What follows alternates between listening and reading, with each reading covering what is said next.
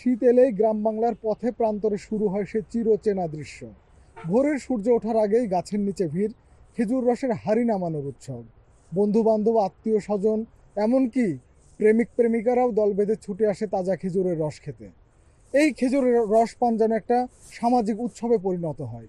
এই সামাজিক উৎসব একসময় নীরব আতঙ্কের রূপ নেয়, যার নাম নিপা ভাইরাস। আমরা যতটুকু জানতে পেরেছি, সারা বাংলাদেশে 35টি জেলাতে নিপা ভাইরাস সংক্রমিত হয়েছে এবং এই নিপা ভাইরাস সংক্রমণের প্রধান কারণ হচ্ছে কাঁচা খেজুরের রস পান করা।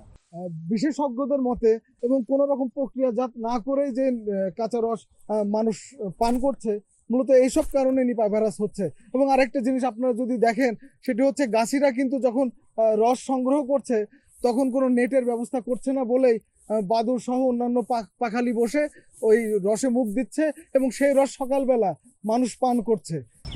নেপা ভাইরাস হয়, নেপা ভাইরাসে আক্রান্ত হয়। আবার আমরা যদি বাদুর বা পাখিদেরকে সে রসটা যদি সংগ্রহ না করতে দিই এবং উপর দিয়ে নেট দিয়ে ঘিরে রাখি, তাহলে এতে রসগুলো অনেক সুন্দর থাকে। আর এটা না করার জন্যই এই নেপা ভাইরাসে আক্রান্ত হয়।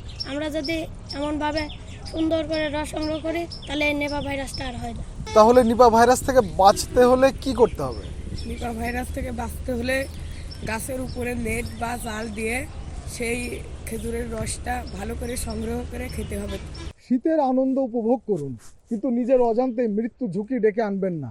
আপনার সাবধানতাই পারে আপনার এবং আপনার পরিবারকে নিপা ভাইরাসের মতো একটা সংক্রমিত রোগ থেকে বাঁচাতে।